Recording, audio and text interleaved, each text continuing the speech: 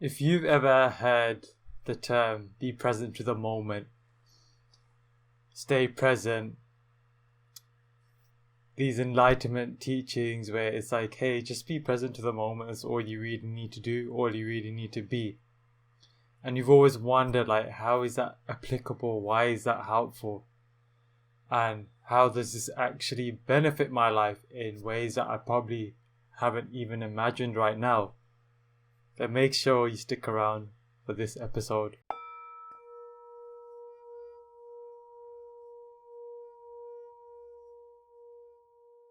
What is up? It's your host and meditation coach, Manvir. And today we're going to be speaking about presence, how it's directly applicable to your life. And diving into the purity of what it even is. But more importantly, how is it, like, how do you apply it, or like, how does it translate into something applicable? And by the way, that's just one of many ways I'm going to be mentioning. And so let's start off with, what is presence? When you're being present, what is going on? And to answer that, the easiest way is, presence is this feeling of I exist. This feeling of I am. Now, the issue comes when your mind is now hearing that word and trying to define it. But instead, I ask you just to take a moment, just to follow your breath in through your nose and out through your mouth. In through your nose again. And out through your mouth. Now, if you were not any of these labels you apply to yourself, if you just for a moment just even imagine just throwing all this, any concept, any mind, any thought, any identity, push it to the side and realize that you still exist without all of that. That, in essence, is your presence. And one of the best, you can say, analogies that I heard, which really blew my mind when I heard it, because I'm like, oh, this, in a sense, like, anyone can understand this analogy, is that, if I asked you, if there's a bench in front of you that you can see, and you're looking at that bench, are you that bench? Well, essentially the answer is no, because you can observe that bench. Now, think about who you are as a person, as a soul, as an identity. Can you observe that? Are you aware of that? If you're aware of it, then fundamentally you cannot be it. And this isn't just on the level of an identity as a person, as your mind. It's even as a soul. There's still something being, if you're saying, oh, I'm the soul, I'm the spirit, well, there's something aware of that. And if you want to take it to the nth degree, you can be aware of awareness, but that's another topic. And this is essentially what I'm talking about is the levels of consciousness. And obviously I want to definitely mention newhumanityschool.com have an amazing resource on the levels of consciousness. But even as I'm speaking of awareness right now, it is slightly different to what I'm speaking about when I'm speaking about presence. But if that doesn't make sense, leave that aside for now. Presence, this fundamental feeling that I exist. And automatically, even from the explanation, you know that it's like one step behind this you, this identity that is in this world, that is active doing in this world. And what essentially happens is, once presence slowly becomes more and more your fundamental reality, it's like you step onto a bigger cog in the machine. So right now, as this person, as this, thing that's doing, imagine like a little, a little cog in a clock that's moving tick tick tick tick. Now that little clock can only move a certain amount or have a certain impact on your life, for example, in this example. But now when you move to a bigger clock, now you have an even bigger impact on your life. You're tapping into a field, a consciousness that has an even bigger content, a bigger effect on your life. So in essence, in this presence, there's less and less that you have to take care of, that you have to actively do. And this is where I'm going to slide this into the practicality. Like if any of that just went over your head, just let it go over your head. The seeds being planted. But I'm going to slide this into more practical terms in the work that I talk about a lot, which is subconscious deprogramming or shadow work. Now, when you're doing shadow work, it's a lot of going to find those aspects of yourself that can do with that are inhibiting you in some way. Programs, identities, beliefs, childhood experiences. A lot of the shadow work is you taking a certain action and it triggering something within you to where you're like, okay, let me dig deeper into this.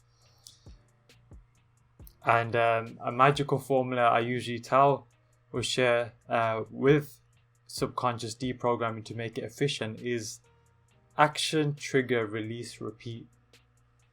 Action, trigger, release, repeat. That's the most efficient way to do subconscious deprogramming. You take an action, and maybe you take an action such as me creating this video right now. You get triggered. Something within you clenches, is just scared where you just can't get your words out.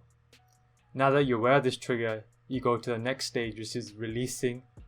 So doing the digging deeper into it, doing the techniques I share in Subconscious Mastery Program, or even the free meditation I give away. You release it, and then the final step is to repeat the process. So then you take another action or the same action. If there's something to release, you release. Otherwise, you live your life. And then when something comes to release, you release, and then you repeat. Now, when we do subconscious deprogramming or shadow work in this way, it's like we're a flashlight in a dark room. So imagine this, that you've got a program that you want to unravel. And this dark room is an analogy of your subconscious mind. And you're inside it and you're looking with a flashlight. That flashlight being your conscious awareness. And as you live your life, this flashlight's moving around the room, and then whoop, it finds a program. And now with that flashlight, by shining it for enough time on that program, it dissolves.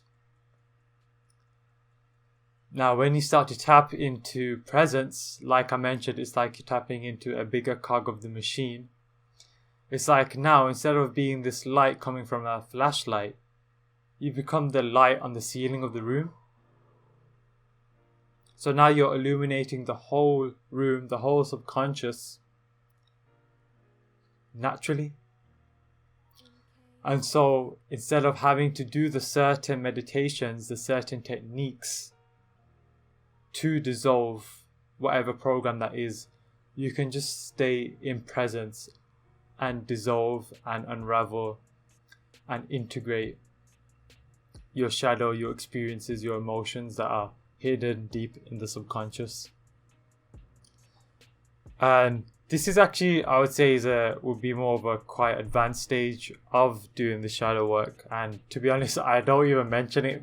I think this is the first time I've even mentioned it on video, because there's a lot of experimentation I'm doing with it. But personally, a lot of people like myself, when I first got into the teachings of being present and enlightenment, it's really difficult to hold presence.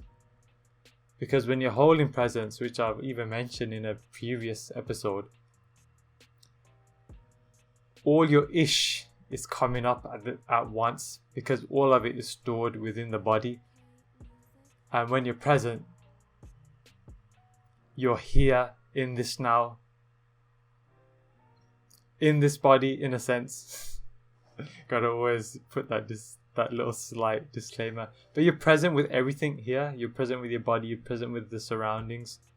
And so there's no running. There's no hiding. So if you've got buckets and buckets of emotions and shadows, which we all start off with, it just happens to be a byproduct of being human in the particular time we're living in. Staying as presence, or advising someone just to be present, unconditionally present with your feelings, emotions, is good advice, but it isn't the most efficient advice for everybody at that moment. Which is why, as an intermediary step, I focus a lot on these meditations and techniques of dealing with shadows or subconscious programs individually.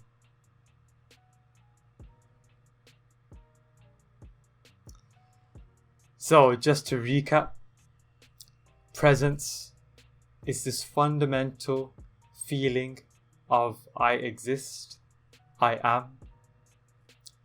It's like a step behind the part of you that is in this world, that is doing, that is taking action. When you step back into this presence and remain as this presence, you slowly integrate non-doership, and that is being instead of doing. And a lot of us are familiar with this concept of being, but it isn't an actual living day-to-day, moment-to-moment reality. And as you dive deeper into presence, and that becomes your norm, you step into this being program to where you don't really need to rely on your mind. You don't really need to rely on your thoughts, which is the big positive benefit of presence. Life takes care of life. That really starts to sink in, or you start to realize it as a fundamental truth of your reality when you step into presence. And the way to, you could say, use it practically is to step into presence, to illuminate the whole of that room, the whole of the subconscious. And that in itself will dissolve the programs without you having to, for example, always go to the depth of, why is this there in the first place? Why is this, shadow? Why this program? Why is this fear of, for example, public speaking there in the first place? You don't have to do the hard digging anymore when you learn to be in presence. But however, it's not always the most ideal advice you jump into. And that's simply because there's a lot of stuff that we all carry just as a byproduct of being human at this time in particular. And in the subconscious mastery program, we do actually even begin within the first 1 or 2 sessions on a practice that actually, from the beginning, wherever you are on this journey with levels of consciousness, that you start to build this muscle of presence. I trust this served you well. If anything went over your head, let it go over your head. This isn't something, you just kind of get by mentally cognizing. It's one of those things where you contemplate, and contemplate not in the sense of thinking about, but contemplate in the sense of being that. Have a beautiful day. Wishing you lots of love, lots of happiness as always. It's your meditation coach, Manvir, signing out.